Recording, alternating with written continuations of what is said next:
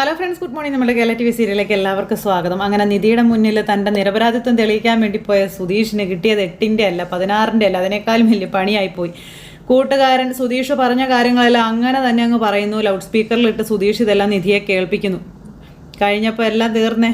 സുധീഷ് ഇങ്ങനെ മിണ്ടാട്ടം മുട്ടി നിൽക്കുക. നിധി എന്നും പറഞ്ഞ് വിളിച്ചപ്പോഴത്തേക്കും സത്യത്തിൽ നിങ്ങൾ ആ കുടുംബത്തിലെ മറ്റുള്ളവരുടെ കൂടപ്പിറപ്പായിട്ട് ജനിച്ചവൻ തന്നെയാണോ എന്ന് നിധി ചോദിക്കുക. അതോ അതും വലിയൊരു നുണയാണോ എന്നിങ്ങനെ ചോദിക്കുക.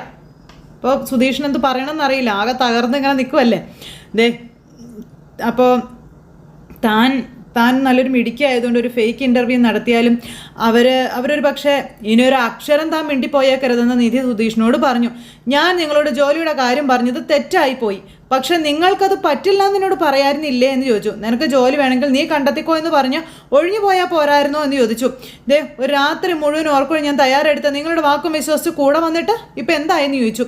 എന്തിനാടോ ഇങ്ങനെ ഫേക്കായിട്ട് അഭിനയിക്കുന്നതെന്നൊക്കെ നിധി സുധീഷിനോട് ചോദിക്കുക. തീർന്നു നിൽക്കുക സുധീഷ്. അപ്പം നിങ്ങൾ തനിയൊരു വ്യാജന കുടിച്ച വെള്ളത്തിൽ നിങ്ങൾ വിശ്വസിക്കാൻ കൊള്ളില്ല എന്നൊക്കെ നിധി സുധീഷിനോട് പറഞ്ഞു. നിങ്ങൾ ആരെയും ചതിക്കും, അതിനുവേണ്ടി എന്ത് നുണയും നിങ്ങൾ പറയുമെന്നും പറഞ്ഞു. നിധി ദേ ഞാൻ ശ്രമിച്ചത് ഇയാളുടെ നല്ലതിന് വേണ്ടി മാത്രമാണെന്ന് പറയുമ്പോൾ താൻ ഇനി ഒരിക്കലും ഒരു നന്മയും ചെയ്യേണ്ട പോരെന്ന് പറയുമ്പോൾ സോറി. അപ്പോൾ ഒരേ ഒരു ചോദ്യത്തിനും കൂടി മറുപടി നിങ്ങൾ എനിക്ക് തരണമെന്ന് പറഞ്ഞു. അത് സത്യമായിരിക്കണം എന്ന് നിധി പറയാം. അപ്പോൾ ശരി പറഞ്ഞോളാം പറഞ്ഞു. ചോദിക്കാനും പറഞ്ഞു. അപ്പോൾ നിങ്ങളുടെ അമ്മയെ അച്ഛൻ കൊന്നതാണോ എന്ന് നിധി ചോദിക്കുമ്പോൾ സുധീഷ് അന്തം വിട്ട് നിധിയെ നോക്കുക കേട്ടോ. എന്നിട്ടാണോ അച്ഛൻ ജയിലിൽ പോയതെന്ന് ചോദിക്കുമ്പോൾ സുധീഷിന് എന്നാ പറയണമെന്ന് അറിയാതെ ഇങ്ങനെ നിൽക്കുക കേട്ടോ. അപ്പോൾ ഇതാരാ ഇയാളുടെ അടുത്ത് പറഞ്ഞതെന്ന് ചോദിച്ചു. അപ്പോൾ ശരിയാണോ അല്ലയോ എന്ന് നിധി ചോദിച്ചു. എന്താ നിങ്ങൾ മിണ്ടാതിരിക്കുന്നേ, എന്താ നിങ്ങളൊന്നും പറയാത്തേ? അപ്പോൾ അത് സത്യമാണല്ലേ അല്ലേ എന്ന് നിധി ചോദിക്കുക. ഇത്രയും വലിയ വിഷയമായിരുന്നിട്ട് പോലും അത് നിങ്ങൾ എന്നോട് പറഞ്ഞില്ല, പകരം വീടിനെ പറ്റി എല്ലാ കഥകൾ പറഞ്ഞ് ഇമേജ് ഉണ്ടാക്കാൻ നോക്കി അല്ലേ എന്നും ചോദിച്ചുകൊണ്ട് അതിനും സുധീഷിനെ കുറ്റം പറയാൻ നിധി. ഒരിക്കൽ പോലും പറയണമെന്ന് നിങ്ങൾക്കത് തോന്നിയില്ല അല്ലേ എന്ന് ചോദിച്ചു. അപ്പോൾ എന്തിന് ഞാനത് പറയണമെന്ന് ചോദിച്ചു. എന്തിനു പറയണമെന്ന് സുധീഷ് നിധിയോട് തിരിച്ച് ചോദിക്കുക. നിധി അന്നേരം ഇങ്ങനെ നിൽക്കുക. ഞാൻ പറഞ്ഞ മറ്റു നുണകൾക്ക് എന്ത് കാരണമാണോ ഉള്ളത് അത് തന്നെയാണ് ഇതിനും പറയാനുള്ള കാരണം. ദേ ഇങ്ങനെ കല്യാണം നടക്കുമെന്ന് ഇയാൾ എൻ്റെ വീട്ടിൽ വന്ന് താമസിക്കുമെന്ന് ഞാൻ അറിഞ്ഞിരുന്നില്ല എന്ന് സുധീഷ് പറയുക. അറിഞ്ഞിരുന്നെങ്കിലേ ഇതെല്ലാം ഞാൻ നേരത്തെ തന്നെ അങ്ങ് പറഞ്ഞേനേന്ന് പറയുക. എടോ ഇയാൾ എന്നെ ഒരു ഫ്രണ്ട്ലി ആയിട്ട് സംസാരിച്ചു, അങ്ങനെ സംസാരിക്കുന്നവരോടെല്ലാം കുടുംബചരിത്രം പറയേണ്ട കാര്യം എന്താ? അതുകൊണ്ട് പറഞ്ഞില്ല എന്ന് സുധീഷ് ദേഷ്യത്തോടെ പറയുക. അച്ഛനെ പറ്റി അഭിമാനത്തോടെ പറയാൻ വേണ്ടിയിട്ടേ പത്മശ്രീ കിട്ടിയ ആളൊന്നും അല്ലല്ലോ അയാൾ, ആണോ? ജയിലിൽ പോയത് അങ്ങനെ പറയേണ്ടതാണെന്ന് എനിക്ക് തോന്നിയില്ല എന്ന് സുധീഷ് നിധിയോട് പറയണു. അതുമാത്രമല്ല എൻ്റെ ജീവിതത്തിൽ ഞാൻ ഓർക്കാൻ ഇഷ്ടപ്പെടാത്ത ഒരു കാര്യം എന്തിനു ഞാൻ മറ്റുള്ളവരോട് പറയണമെന്ന് ചോദിച്ചു. അപ്പം ഞാൻ കൂടുതൽ വിവരമൊന്നും ചോദിച്ചില്ല. അമ്മയെ കൊന്ന് അച്ഛൻ ജയിലിൽ പോയത് ശരിയാണോ അല്ലയോ എന്നുള്ളതാണ് ചോദിച്ചോളൂ. അപ്പോൾ എനിക്കത് അറിയില്ല എന്ന് സുധീഷ് പറഞ്ഞു. നാട്ടുകാർ ഇനി എൻ്റെ വീടിനെ പറ്റി പലതും പറയും, അതിനെല്ലാം ഉള്ള ഉത്തരവൊന്നും എൻ്റെ കയ്യിലില്ല. അച്ഛൻ ജയിലിൽ പോയിട്ടുണ്ട്, പിന്നെ അമ്മ മരിച്ചതിന് ശേഷമാണ് പോയതും. അതിനിപ്പോൾ കൊന്നിട്ടാണോ കൊല്ലാതെ ആണോ എന്നൊന്നും എനിക്ക് അറിഞ്ഞുകൂടാന്നും സുധീഷ് പറയാം. എന്ന് വെച്ചാൽ സത്യം പറയില്ല എന്നല്ലേ? അപ്പം നിധി എനിക്കറിയില്ല, ഈ ചോദ്യത്തിനുള്ള ഉത്തരം എനിക്കറിയില്ല, അതിനി എങ്ങനെയൊക്കെ മനസ്സിലാക്കിയാലും എനിക്കൊരു പ്രശ്നവും ഇല്ല എന്നും പറഞ്ഞ് സുധീഷ് അവിടെ നിന്ന് ദേഷ്യത്തോടെ അങ്ങ് മാറിപ്പോയി നിൽക്കുവാണ്. എന്നിട്ട് അവിടെ പോയി സുധീഷ് ഒന്നും മിണ്ടാതെ നിൽക്കുന്നു. ഇപ്പുറം സൈഡിൽ നിധി ഒന്നും മിണ്ടാതെ ഇങ്ങനെ നിൽക്കുന്നു. അപ്പുറവും ഇപ്പുറവും രണ്ടുപേരും ഒന്നും മിണ്ടാതെ കുറേ നേരം ഇരുന്നു കേട്ടോ. നിധിക്കിനി എങ്ങോട്ട് പോകണം എന്ത് ചെയ്യണമെന്ന് അറിയാതെ ഇങ്ങനെ നിൽക്കുക. ഇതേ സമയത്ത് പിന്നെ കാണിക്കുന്നത് നികേഷിനെയാണ്. നികേഷ് വഴിയിൽ ഇറങ്ങി നിൽക്കുക. അപ്പോൾ ഹരീഷിൻ്റെ വർക്ക്ഷോപ്പിൽ ജോലി ചെയ്യുന്ന ഒരാൾ അങ്ങോട്ടേക്ക് വന്നു, ഒരു ചെറുപ്പക്കാരൻ അങ്ങോട്ടേക്ക് വന്നു. അപ്പോൾ നീ എവിടെ അവിടെ പോകാടാന്ന് ചോദിച്ചു. അതെ സുധീഷേട്ടൻ ഇങ്ങോട്ടെങ്ങാനും വന്നായിരുന്നോ എന്ന് ചോദിച്ചു കേട്ടോ. അപ്പോൾ അവനല്ലേ അവിടെ നിൽക്കുന്നത്. എവിടെ? നമ്മുടെ പാർക്കിൽ. ഞാൻ പോരുമ്പോഴേ രണ്ടുപേരും എന്താ സീരിയസ് ആയിട്ട് സംസാരിക്കുന്നുണ്ടായിരുന്നു. ആണോ എന്ന് ചോദിച്ചു. നികേഷ് അങ്ങോട്ട് പോയടാന്നും പറഞ്ഞ് വിളിച്ചെങ്കിലും കേട്ടില്ല. നികേഷ് അങ്ങോട്ട് പോകുന്നു. ഈ സമയം സുധീഷ് നിധിയോട് കോംപ്രമൈസിന് വേണ്ടി സംസാരിക്കാൻ വേണ്ടി ചെല്ലുക. നമ്മുടെ ജീവിതം എങ്ങനെയാണെന്ന് തനിക്ക് നന്നായിട്ട് അറിയാം, എന്തെല്ലാം പ്രശ്നങ്ങളിലൂടെ നമ്മൾ കടന്നു പോയതെന്നും. അപ്പോൾ ഇയാളെ കുറച്ച് മെൻ്റലി സമാധാനിപ്പിക്കാൻ വേണ്ടിയാണ് ഞാൻ അങ്ങനെയൊക്കെ ചെയ്തതെന്ന് സുധീഷ് നിധിയോട് പറയാം. അപ്പോൾ മതി സംസാരിക്കല്ലേ, ഇത്രയും വലിയൊരു ഫ്രോഡാണ് നിങ്ങളെന്ന് സത്യമായിട്ട് ഞാൻ വിചാരിച്ചില്ല എന്ന് നിധി സുധീഷിനോട് പറയാം കേട്ടോ. നിങ്ങളെ വിശ്വസിച്ച് ഇത്രയും ദൂരം എങ്ങനെയാണ് ഞാൻ വന്നതെന്ന് പോലും എനിക്കറിയില്ല, ഇങ്ങനെയൊക്കെയാണ് നടക്കുന്നതെന്ന് അറിഞ്ഞാൽ ഞാൻ വീട് വിട്ട് വരില്ലായിരുന്നു എന്ന് പറയുന്ന നിധിയോട് വന്നില്ലെങ്കിൽ എന്ത് സംഭവിക്കുമായിരുന്നു എന്ന് സുധീഷ് നിധിയോട് ചോദിക്കുക. ആ സൂര്യ വിവാഹം ചെയ്ത് ഇയാളുടെ അച്ഛൻ നിശ്ചയിച്ചതുപോലെ അങ്ങ് ജീവിക്കാമായിരുന്നു എന്ന് ചോദിച്ചു. അതിനെക്കുറിച്ചൊന്നും നിങ്ങൾ സംസാരിക്കേണ്ട, അതിനുള്ള അർഹത നിങ്ങൾക്കില്ല എന്ന് നിധി പറയുമ്പോൾ എടോ ഇയാൾ എന്തൊക്കെ ഈ പറഞ്ഞു കൂട്ടണേ, എനിക്ക് വേണ്ടിയിട്ടാണോ ഞാൻ ഈ പച്ച കള്ളങ്ങളൊക്കെ പറഞ്ഞ് നാടകം കളിച്ച് ഇയാളെ ഇങ്ങോട്ട് കൂട്ടിക്കൊണ്ട് വന്നത് എന്ന് സുധീഷ് നിധിയോട് ചോദിക്കുക. ഇയാൾക്ക് വേണ്ടിയിട്ടാണ് ഞാനത് ചെയ്തത്, ഇയാളെ കഷ്ടപ്പെടുന്നത് കണ്ടതുകൊണ്ട് ഞാനത് ചെയ്തതാണെന്നും എടോ ആ വീട്ടിൽ നിന്ന് എസ്കേപ്പ് ആവണമെന്ന് ഇയാൾ തന്നെയല്ലേ എന്നോട് പറഞ്ഞത്, അതിനുവേണ്ടി ഞാനൊന്നും സഹായിച്ചിട്ടല്ലേ ഉള്ളൂ എന്ന് ചോദിച്ചു. ഒരു രാത്രി മുഴുവനും ഞാൻ ഇയാളെയും കൊണ്ട് ചുറ്റിയതാ, എന്നിട്ട് പിറ്റേ ദിവസം രാത്രിയാ എൻ്റെ വീട്ടിലോട്ട് പോലും വന്ന് കയറിയത്. എന്നിട്ട് ഞാൻ ഇയാളെ എന്തെങ്കിലും ചെയ്തോ പറയാൻ പറഞ്ഞു. എന്തെങ്കിലും ചെയ്തോന്നോ? ഇല്ലല്ലോ. എടോ ഇപ്പം താൻ താമസിക്കുന്നത് എൻ്റെ വീട്ടിലല്ലേ, അപ്പോഴും ഞാൻ എന്തെങ്കിലും മോശമായിട്ട് തന്നോട് പെരുമാറിയോ? ഉണ്ടോ ഇല്ലയോ എന്ന് താൻ പറയാൻ പറഞ്ഞു. അപ്പോഴൊന്നും നിധിക്കൊന്നും പറയാനില്ല. നിധി മിണ്ടാതിരിക്കുക. നിധി ദേ മര്യാദയ്ക്ക് ആരും അറിയാതെ ഇവിടെ എത്തി ഏതെങ്കിലും ഒരു ഹോസ്റ്റലിൽ താമസിച്ച് ജോലി അന്വേഷിക്കാനുള്ള സാഹചര്യം ഞാനാണോ ഇല്ലാണ്ടാക്കിയത് എന്ന് നിധി സുധീഷിനോട് ചോദിച്ചു. എല്ലാം ഇയാളുടെ പിടിപ്പുകേട് കൊണ്ട് തന്നെ വന്നതല്ലേ എന്ന് ചോദിച്ചു. ഒറിജിനൽ സർട്ടിഫിക്കറ്റ് എടുക്കാതെ പോരണമെന്ന് ഞാൻ നിങ്ങളോട് പറഞ്ഞിരുന്നോ? പിന്നെ എന്തിന്? വണ്ടിയിൽ വെച്ച ഓസ്ട്രേലിയൻ കങ്കാരുവിനെ വിളിക്കല്ലേ എന്നൊരു 1000 വട്ടം ഞാൻ നിന്നോട് പറഞ്ഞിട്ട് ആരാ അത് ചെയ്തത്? എടോ അതുകൊണ്ടല്ലേ അവർ പിന്നാലെ വന്നതും പോലീസ് സ്റ്റേഷനിലേക്ക് ഓടിക്കയറി ഇതൊക്കെ സംഭവിച്ചതും. എന്താ ശരിയാണോ എന്ന് ചോദിച്ചു. നിധിക്ക് അതിന് മറുപടിയില്ല. വിധി നിശ്ചയിച്ച് വെച്ചതുപോലുള്ള ഒരു കാര്യത്തിന് നിന്നു കൊടുക്കുക മാത്രമേ ഞാൻ ചെയ്തിട്ടുള്ളൂ, അല്ല താൻ ചെയ്തിട്ടുള്ളൂ. എന്നിട്ട് സ്വന്തം ദാരിദ്ര്യവും വൃത്തികെട്ട ഭൂതകാലമൊക്കെ മറച്ചു വെക്കാൻ നോക്കിയതിരും എങ്ങനെ ജീവിക്കാൻ ആഗ്രഹിച്ചോ ആ സ്വപ്നമൊക്കെ ഒരു നുണയായി പറഞ്ഞതിന് എന്നെ ഇങ്ങനെ ടോർച്ചർ ചെയ്യണോ എന്ന് ചോദിക്കുക സുധീഷ് നിധിയോട്. ഒന്നും പറഞ്ഞോണ്ട് എന്നിട്ട് സുധീഷ് ഇതിങ്ങനെ കത്തിക്കയറും കേട്ടോ നിധിയുടെ മുന്നിൽ. നിധിക്കൊന്നും പറയാനില്ല. നിധി ഇങ്ങനെ നിന്ന് ഉത്തരം മുട്ടി അവിടെ അങ്ങനെ ഇരിക്കുക. കാരണം നിധിയാണല്ലോ ഇതെല്ലാം വരുത്തി വെച്ചതെന്ന് നിധിക്ക് തന്നെ അറിയാവുന്നതുകൊണ്ട്. നിധി ശരി എന്നെ വിട്ടേക്ക്. എൻ്റെ വീട്ടിൽ ആരെങ്കിലും ഇയാളോട് മോശമായിട്ട് പെരുമാറിയോ? ഇല്ലല്ലോ. അതെ, അതുകൊണ്ട് വെറുതെ അങ്ങ് നീ ഒരു ഫ്രോഡാണ്, നിന്നെ വിശ്വസിച്ച് തെറ്റായിപ്പോയി എന്നൊന്നും കയറി പറയല്ലേ നിധി എന്നൊക്കെ പറയുമ്പം ചെയ്തതെല്ലാം ഫ്രോഡ് പണികൾ തന്നെയാണെന്ന് നിധി വീണ്ടും സുധീഷിനോട് പറയുന്നു. എന്നിട്ടത് പറയുമ്പോൾ മറ്റുള്ളവരുടെ വായടയ്ക്കുന്ന മട്ടിലെ ന്യായീകരണവും ദേഷ്യവും അല്ലേ? കൊള്ളാലോ. അത് കേട്ട് കഴിഞ്ഞപ്പോൾ സുധീഷ് നിധി വീണ്ടും വീണ്ടും അത് തന്നെ ഇങ്ങനെ പറഞ്ഞുകൊണ്ടിരിക്കല്ലേ പ്ലീസ്. അല്ല അറിയാഞ്ഞിട്ട് ഞാൻ ചോദിക്കുക. എല്ലാ സത്യസന്ധമായിട്ട് എല്ലാ കാര്യങ്ങളും സത്യസന്ധമായിട്ട് ഇയാളോട് പറഞ്ഞു എൻ്റെ ജീവിതം ഇയാളുടെ മുന്നിൽ ഞാൻ വരച്ചിടാൻ ഇയാൾ ആരാ? എൻ്റെ ഭാര്യയാണോ? ആണോ എന്ന് സുധീഷ് നിധിയോട് ചോദിച്ചു.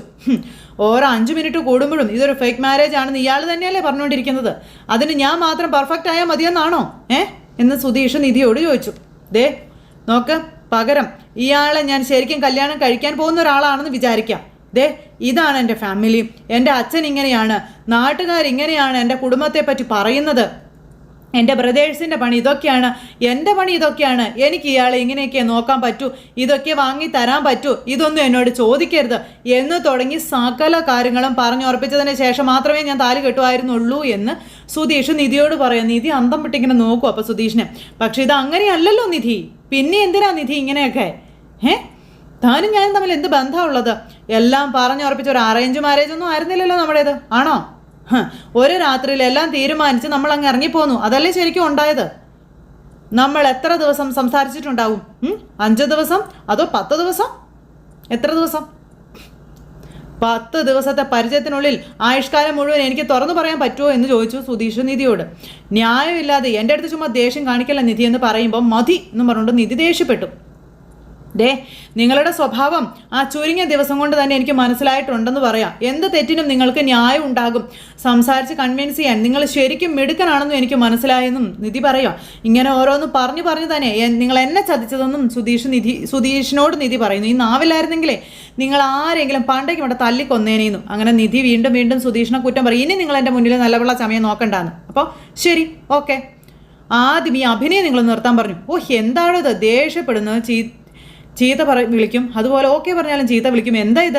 അപ്പോൾ എനിക്ക് വേണ്ടി ഇനി നിങ്ങൾ ഒരു ജോലി അന്വേഷിക്കേണ്ട, അത് ഞാൻ നോക്കിക്കോളാമെന്ന് നിധി പറയുമ്പോൾ ശരി ആയിക്കോട്ടെ എന്ന് പറഞ്ഞു. പിന്നെ ഇനി എന്നെ സമാധാനിപ്പിക്കാനുള്ള ഓരോ റെസ്പോൺസിബിലിറ്റിയും നിങ്ങൾക്കില്ല, അതാദ്യം നിങ്ങൾ മനസ്സിലാക്കിക്കോളാനും നിധി സുധീഷിനോട് പറയുമ്പം ശരിയെന്ന് പറഞ്ഞു സുധീഷ്.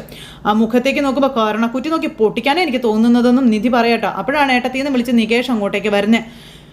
ഇതെന്താ നിങ്ങൾ രണ്ടുപേരും ഇവിടെ വന്ന് നിൽക്കുന്നത്? നിങ്ങൾ രണ്ടുപേരെയും കാണാത്തത് കൊണ്ട് വീട്ടിൽ ചേട്ടൻ ആകെ ടെൻഷൻ അടിച്ചിരിക്കാം. ഏട്ടത്തെ കണ്ടത് സുഭാഷ് ചേട്ടനെ വിളിച്ച് പറയാറുന്നില്ലേ എന്ന് നികേഷ് ചോദിക്കുമ്പോൾ എടാ പിന്നെ അന്വേഷിച്ച് വരുമ്പോഴാണ് കണ്ടത്, അപ്പോൾ സംസാരിച്ച് നിന്നതാണെന്ന് സുധീഷ് പറഞ്ഞു. അല്ല എന്നാലും ഫോൺ വിളിച്ച് പറഞ്ഞുകൂടായിരുന്നു എന്ന് നികേഷ് ചോദിക്കുമ്പോൾ ഞാൻ വിളിക്കാൻ തുടങ്ങുമായിരുന്നടാ, പിന്നെ ഓരോരോ കാരണങ്ങൾ സംസാരിച്ചിങ്ങനെ നിന്നതാ, ഞാൻ ഏട്ടത്തെയും കൂട്ടി പോയിക്കോട്ടെ. എന്നാൽ ശരി ഇപ്പോൾ കൊള്ളാൻ പറഞ്ഞു. അങ്ങനെ അവർ രണ്ടുപേരും കൂടെ പോയി. സുധീഷ് ഒരു നെടുവേർപ്പിട്ട് അവിടെ നിൽക്കുക. അപ്പോൾ സുധീഷേട്ടനുമായിട്ട് വഴക്കിട്ടോന്ന് നികേഷ് നിധിയോട് ചോദിച്ചു. അപ്പോൾ നിധി ഒന്നും മിണ്ടുന്നില്ല. ഏട്ടത്തിക്ക് എന്നോടും വഴക്കാണോ? അപ്പം നിന്നോട് എന്തിനാണ് ഞാൻ വഴക്കിടുന്നതെന്ന് നികേഷിനോട് ചോദിക്കാം. പിന്നെന്തോന്നും മിണ്ടാത്തേന്ന് ചോദിക്കുമ്പോൾ എന്താ പറയേണ്ടതെന്നൊന്നും എനിക്കറിയില്ല എന്നും എന്തോ ആകെ ഒരുമാതിരിയാണെന്നും നികേഷിനോട് പറയാണ്. അപ്പോൾ എനിക്ക് മനസ്സിലായി. അപ്പോൾ സുഭാഷ് ചേട്ടൻ വലിയ ആർക്കിടെക്റ്റും സൂപ്പർവൈസറൊക്കെ ആണെന്ന് സുധീഷ് ചേട്ടൻ നുണ പറഞ്ഞല്ലേ എന്ന് ചോദിക്കുമ്പം അതുമാത്രമല്ല, വായെടുത്ത പറയുന്നതെല്ലാം നുണ മാത്രമാണെന്ന് പറയുമ്പോൾ ചേട്ടൻ ആർക്കിടെക്റ്റാണ് ആദ്യം, ആ കള്ളം ഞാൻ പിടിക്കാനായപ്പോൾ സൂപ്പർവൈസറായി എന്നാക്കി. മേസ്ത്രിയുടെ ഡ്രസ്സും പണിയായുധങ്ങളൊക്കെ കണ്ടപ്പോൾ എളിമ കൊണ്ടാണെന്ന് പറഞ്ഞു. അപ്പോൾ ഇങ്ങനെ നോക്കൂ, ഒരു നുണയാണെങ്കിൽ അത് പോട്ടേന്ന് വെക്കാം. എന്തിന് ഇന്നത്തെ ഇൻ്റർവ്യൂ വരെ തനി കള്ള ഒന്ന് ആലോചിച്ച് നോക്കാനൊക്കെ പറഞ്ഞു. സുധീഷ് മാത്രം എന്താ നിങ്ങളുടെ വീട്ടിൽ ഇങ്ങനെ, വേറെ ആരും ഇങ്ങനെ അല്ലല്ലോ എന്നൊക്കെ ചോദിക്കുമ്പം സുധീഷ് ചേട്ടൻ ചെറുപ്പം മുതലേ ഇങ്ങനെയാണ്, ചെറിയ ചെറിയ കാര്യങ്ങൾക്ക് പോലും നുണ പറയും. പരിചയമില്ലാത്ത ആളോടാണ് പറയുന്നതെങ്കിലോ വീടിനെ പറ്റി അടിച്ച് വിടുകയും ചെയ്യും. അച്ഛൻ്റെ ജോലി എന്താണെന്ന് ചോദിച്ചാൽ അപ്പം തോന്നുന്നത് എന്തോ അത് പറയും. അപ്പോൾ വലിയ ബസ് മുതലാളിയാണ്, പട്ടാളത്തിലാണ്, ഗൾഫിലാണ്, അങ്ങനെ എന്ത് വേണമെങ്കിലും പറയും. ഈ വലിയ വീടും വീട്ടുകാരൊക്കെയുള്ള ആൾക്കാരുടെ കയ്യിൽ പിടിച്ചു നിൽക്കാൻ ചുമ്മാ തട്ടി വിടുന്നതാണെന്നൊക്കെ പറയാം. അപ്പോൾ എന്തിനാ അതുകൊണ്ട് എന്താ നേട്ടം എന്ന് നികേഷിനോട് ചോദിച്ചു. സുധീഷ് ചേട്ടൻ ആഗ്രഹിക്കുന്നതേ അങ്ങനെ ഒരു വലിയ ജീവിതമാണെന്നും അതുകൊണ്ട് അങ്ങനെ പറയുന്നത്. അപ്പോൾ ഞങ്ങളുടെ വീട്ടിൽ പറഞ്ഞ ഇതാക്കാൻ എന്താ ഉള്ളത്? അപ്പോൾ പിന്നെ പുകഴ്ത്തി പറഞ്ഞല്ലേ പറ്റൂ. പക്ഷേ ബാക്കി ഞങ്ങൾ 3 പേരും അങ്ങനെയല്ല കേട്ടോ, ഉള്ളതുകൊണ്ട് ഹാപ്പിയാണ് എന്ന് നികേഷ് നേരം പറഞ്ഞു. എന്നാലും സുധീഷ് ചേട്ടൻ പാവാം, അപ്പോൾ വലിയ ഡേഞ്ചർ ആയിട്ടുള്ള ആളൊന്നും അല്ല കേട്ടോ. അപ്പോൾ ഇങ്ങനെ നുണ പറയുന്ന ആളെ എങ്ങനെ വിശ്വസിക്കുമെന്നൊക്കെ ചോദിച്ചു. പേടിയാവുന്ന എനിക്കെന്ന് നിധി പറയുമ്പോൾ, അയ്യോ അങ്ങനെ പേടിക്കാനുള്ള കുഴപ്പമൊന്നും ഇല്ല ഏട്ടത്തി. സുധീഷ് ചേട്ടൻ ആ വീട് ഇഷ്ടമല്ല, പിന്നെ എങ്ങനെയെങ്കിലും ആ വീട്ടിൽ നിന്ന് എസ്കേപ്പ് ആകണമെന്ന് എപ്പോഴും പറയും. ഈ ഉള്ളതിനോട് പൊരുത്തപ്പെടാൻ പറ്റാതെ വരുമ്പോഴേ ഇല്ലാത്തത് പറഞ്ഞുണ്ടാക്കുന്നതായിരിക്കും ഏട്ടത്തി, അത്രേ ഉള്ളൂ എന്നൊക്കെ നികേഷ് ഇങ്ങനെ നിധിയോട് പറഞ്ഞു കൊടുക്കുമല്ല. പക്ഷേ ഏട്ടത്തിയെ സുധീഷ് ചേട്ടന് വലിയ ഇഷ്ടമാണ് കേട്ടോ. ചിലപ്പോൾ ആ ഇഷ്ടം കൊണ്ട് ഇമ്പ്രസ് ചെയ്യിക്കാൻ വേണ്ടിയിട്ടേ ചുമ്മാ തട്ടിവിട്ടതായിരിക്കും എന്നൊക്കെ പറഞ്ഞു. അപ്പോൾ ഏട്ടത്തി ഒന്ന് ക്ഷമിച്ചേക്ക്. ഇപ്പോൾ ഏട്ടത്തിക്ക് സത്യമൊക്കെ അറിയാമെന്ന് മനസ്സിലായല്ലോ, ഇനി അങ്ങനെയൊന്നുള്ള നുണകളൊന്നും പറയില്ല ഉറപ്പാ എന്നും പറഞ്ഞുകൊണ്ട് ഇങ്ങനെ നമ്മുടെ നികേഷ് നിധിയോട് പറയുന്നു. നിധി അതും മൈൻഡ് ചെയ്യുന്നില്ല. കുറച്ച് കഴിഞ്ഞ് പിന്നെ വീട്ടിൽ അവർ അങ്ങോട്ടും ഇങ്ങോട്ടും ടെൻഷൻ അടിച്ച് നടക്കുക. അപ്പോൾ ഇനി നിധി എവിടെ പോയി കാണുമെന്നുള്ള പേടിയാണ് സുഭാഷിന്. ധൈര്യമായിട്ടിരിക്കേട്ടാ, ഏട്ടത്തി എങ്ങും പോയി കാണത്തില്ല എന്നൊക്കെ പറഞ്ഞു. ഇങ്ങനെ ഒരു പെരുന്നുണേനെയാണല്ലോ കല്യാണം കഴിച്ചത് എന്നോർത്തപ്പോൾ വിഷമം തോന്നിയിട്ടുണ്ടാവും, അങ്ങനെ മാറി നിൽക്കുന്നതായിരിക്കും.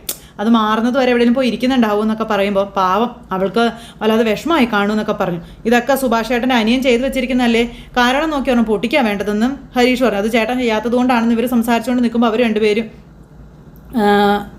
സംസാരിച്ച് നിൽക്കുന്നിടത്തേക്ക് നമ്മുടെ സുധീഷ് വന്നപ്പോൾ അവർ കൂടെ ഇല്ല. അപ്പോൾ സുധീഷ് ഭയങ്കര ദേഷ്യത്തോടെ, എടാ അവളെ അന്വേഷിച്ച് പോയിട്ട് നീ മാത്രം തനിയെ വന്നാൽ എങ്ങനെയാണെന്നൊക്കെ ചോദിച്ചു സുഭാഷ്. ഹരീഷ് കൂടെ കയറി ചെല്ലുക, പക്ഷെ സുധീഷ് ഒരു അക്ഷരം പോലും മിണ്ടുന്നില്ല. അവരെ കണ്ടില്ലേടാ എന്ന് ചോദിക്കുമ്പം സുഭാഷ് ചേട്ടൻ ചോദിക്കുന്നത് കേട്ടില്ലേ എന്ന് ഹരീഷ് സുധീഷിനോട് ചോദിച്ചു. എന്താ മറുപടി പറയാത്തെ? മറുപടി പറയാൻ പറഞ്ഞു.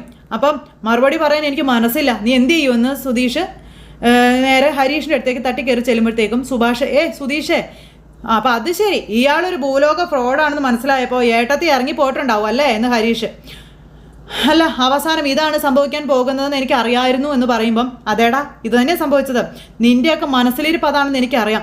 അവൾ ഈ വീട്ടിലുണ്ടാകാൻ പാടില്ല, എങ്ങനെയെങ്കിലും അവൾ ഇവിടെ നിന്ന് ഇറങ്ങിപ്പോണം. അത് എന്ന് നടക്കുമെന്ന് ആലോചിച്ച് നടക്കായിരുന്നു നീ അല്ലേടാന്ന് ചോദിച്ചുകൊണ്ട് ഹരീഷിനോട് ചൂടാവുക സുധീഷ്. എൻ്റെ കല്യാണം നടന്ന അന്ന് മുതൽ തുടങ്ങിയതാണ് നീ, അവളെപ്പോലെ ഒരു കുട്ടിയെ എനിക്ക് കിട്ടിയതിൻ്റെ കണ്ണുകടിയല്ലേടാ നിനക്കും ചോദിക്കുമ്പോൾ തോന്നിയ ദിവസം പറയുന്നു പറഞ്ഞുകൊണ്ട് ഹരീഷ് അങ്ങ് ചെന്നു. അപ്പോൾ അല്ലാതെ പിന്നെ നിനക്ക് എന്താണ് എത്ര ചൊരുക്കുന്നു ചോദിച്ചുകൊണ്ട് സുധീഷ് ചെന്നു. പിന്നെ ഉന്തായി, പിടിയായി, വലിയായി.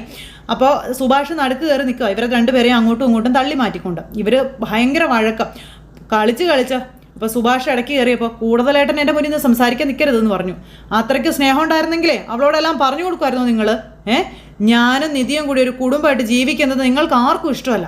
അതുതന്നെയാണ് കാരണമെന്ന് ഈ സുധീഷ് പറയാം. നീ എന്താണ് ഇങ്ങനെയൊക്കെ സംസാരിക്കുന്നതെന്ന് സുഭാഷ് ചോദിച്ചു. ഞാൻ പിന്നെ എങ്ങനെ സംസാരിക്കണമെന്ന് ചോദിച്ചു. അവളോട് സത്യം പറയരുതെന്ന് ഞാൻ കാല് പിടിച്ചു പറഞ്ഞതല്ലേ, എന്നിട്ട് എന്നോടൊരു വാക്ക് പോലും മിണ്ടാതെ കൂട്ടിക്കൊണ്ട് പോയി എല്ലാം വിശദമായിട്ട് അങ്ങ് കാണിച്ചു കൊടുത്തില്ലേന്ന് ചോദിച്ചു. സൂപ്പർവൈസറാണെന്ന് ഞാൻ നുണ പറഞ്ഞതാണ്, തെളിവ് അടക്കം വിശദമായി കാണിച്ചു കൊടുത്തപ്പോൾ സമാധാനമായില്ലേ നിങ്ങൾക്കെന്ന് ചോദിച്ചു. എടാ, എന്നെ ഒരു കള്ളനാക്കി അവളുടെ മുന്നിൽ നിർത്തിയപ്പോൾ സന്തോഷമായി നിങ്ങൾക്ക്. അപ്പോൾ അത് തന്നെയല്ലേ സത്യം. ആദ്യം പറഞ്ഞു ആർക്കിടെക്റ്റാണെന്ന്. ഏട്ടത്തി ഇവിടെ വന്ന് ഈ വീടും ചേട്ടൻ്റെ പ്രകൃതവും കണ്ടപ്പോൾ ആ നുണ നിലനിൽക്കില്ല എന്ന് നിങ്ങൾക്ക് മനസ്സിലായി. അപ്പോൾ സൂപ്പർവൈസറായി അല്ലേ എന്ന് ചോദിച്ചു. എന്ന് വെച്ചാൽ അത് അവളോട് ഇന്ന് പറയണമെന്ന് ഹരീഷിനോട് ചോദിക്കാതെ സുധീഷ്. അപ്പോൾ എടാ ഞാൻ പിന്നെ എന്ത് ചെയ്യണമായിരുന്നു? എന്തെങ്കിലും ഒരു ദിവസം അവൾ സത്യം അറിയില്ല, അതുകൊണ്ട് പറഞ്ഞു പോയതാടാ ഞാൻ. അറിയുമ്പോൾ അറിഞ്ഞോട്ടെ എന്ന് വിചാരിച്ച് അങ്ങ് അടങ്ങിയിരിക്കണമായിരുന്നു. അതെങ്ങനെയാടാ സുധീഷേ? ഇത്രയും നാളും പറയാതിരുന്ന എൻ്റെ കൂടെ തെറ്റാണെന്ന് ആ കുട്ടി വിചാരിക്കില്ലേ എന്ന് സുഭാഷ് ചോദിക്കാം. അപ്പോൾ സ്വയം ഹരിചന്ദ്രനായതാണല്ലേ, നന്നായി. എന്തായാലും നിങ്ങളെ അവൾ കുറ്റക്കാരനായിട്ട് കാണാൻ പാടില്ല, എന്നെ എങ്ങനെ വേണമെങ്കിലും വിചാരിച്ചോട്ടെ എന്നല്ലേ, അതല്ലേ നിങ്ങൾ കരുതിയത്? എടാ അങ്ങനെയൊന്നും അല്ല. അപ്പം അങ്ങനെയാണെന്ന് പറ സുഭാഷ് ഏട്ടാ എന്ന് ഹരീഷ്. ഇയാൾക്ക് എന്ത് നുണ വേണമെങ്കിലും പറയാം, ഞങ്ങൾ അത് മുഴുവൻ സപ്പോർട്ട് ചെയ്തുകൊണ്ടിരിക്കണമെന്ന് ഹരീഷ് ചോദിച്ചു. സുഭാഷ് ഏട്ടൻ പറഞ്ഞത് ശരി തന്നെയാണ്. ആ കാരണം കൊണ്ട് ഏട്ടത്തെ നിങ്ങളെ എങ്ങനെ കണ്ടാലും വേണ്ടില്ല. പക്ഷെ നിങ്ങളുടെ നുണ കാരണം സുഭാഷ് ഏട്ടനെ തെറ്റിദ്ധരിക്കേണ്ട കാര്യമൊന്നുമില്ല, ഞങ്ങൾ ആരും തെറ്റിദ്ധരിക്കേണ്ട കാര്യമില്ല എന്ന് ഹരീഷ് പറയുമ്പോൾ ഹോ സൂപ്പറായിട്ടുണ്ട് അടിപൊളിയായിട്ടുണ്ടെന്നൊക്കെ പറഞ്ഞു സുധീഷ്. അപ്പോൾ നിങ്ങളെല്ലാവരും നല്ല പിള്ളകളാണെന്ന് അവളുടെ മുന്നിൽ അങ്ങ് തെളിയിക്കണം. എന്നെ മാത്രം അവൾ നുണയണമെന്ന് വിചാരിക്കണം അല്ലേ എന്നൊക്കെ സുധീഷ്. അവൾ എന്നെ പറ്റി എത്ര മോശമായിട്ട് വിചാരിച്ചാലും നിങ്ങൾക്കാർക്കും ഒരു പ്രശ്നമില്ലല്ലേ, പക്ഷേ നിങ്ങളെ പറ്റിയൊന്നും അതൊന്നും പാടില്ലല്ലേ. അപ്പോൾ അത് വരുത്തി വെച്ചാൽ ഞങ്ങളാരും അല്ലല്ലോ. നിങ്ങളെ പറ്റി എന്ത് നുണ വേണമെങ്കിലും പറഞ്ഞുണ്ടാക്കിക്കോ, പക്ഷേ ഇന്ത്യൻ പ്രസിഡന്റ് ആണെന്ന് പറഞ്ഞാലും ഞങ്ങൾക്കൊന്നും ഒരു വിരോധമില്ല. പക്ഷെ ഞങ്ങളെ പറ്റി അങ്ങനെ പറയണ്ട, അതിന് ഇയാൾക്ക് ഒരു അവകാശവും ഇല്ല എന്ന് പറഞ്ഞു ഹരീഷ്. എടാ വഴക്കുണ്ടാക്കാതെ നിൽക്കാൻ സുഭാഷ് പറഞ്ഞു. മതിയെന്നും നിങ്ങൾ കാരണം ഞങ്ങൾ എന്തിനു മോശക്കാരനാകണമെന്ന് ഹരീഷ് ചോദിക്കോ. അപ്പോൾ ഞാൻ മോശക്കാരനാകണമെന്ന് അല്ലേ, ഞാൻ മോശക്കാരനാണ് അല്ലേടാന്ന് ചോദിച്ചുകൊണ്ട് സുധീഷ് പിന്നെയും തട്ടി കയറി ചെന്നപ്പോൾ ഹരീഷ് അത് ഇയാളുണ്ടാക്കി വെച്ചല്ലേ എന്ന് ചോദിച്ചു. പിന്നെ ഉണ്ടായി തള്ളായി. ഇവനാണെങ്കിൽ വഴക്കൂടിയപ്പോഴത്തേക്കും സുഭാഷ് വീണ്ടും പിടിച്ചിങ്ങനെ മാറ്റുക. നീ പറഞ്ഞതൊക്കെ വിശ്വസിച്ച് അവളൊരു ജോലിക്ക് വേണ്ടി ചോദിക്കുമ്പോൾ ഞാൻ എന്താടാ പറയേണ്ടത്? നുണ പറയാൻ എനിക്ക് പറ്റണ്ടേ എന്ന് സുഭാഷ്. ഓ സൂപ്പർ അതെന്തായാലും കലക്കിയെന്ന് പറഞ്ഞ് സുധീഷ് വീണ്ടും കൈ അടിക്കുക. ഈ തമിഴ് സിനിമയിൽ പറയുന്നത് പോലെ ഓ നിധി എങ്കിട്ടോ പോയിട്ടേ എന്നൊക്കെ പറഞ്ഞുകൊണ്ട് ഇങ്ങനെ പറയാം.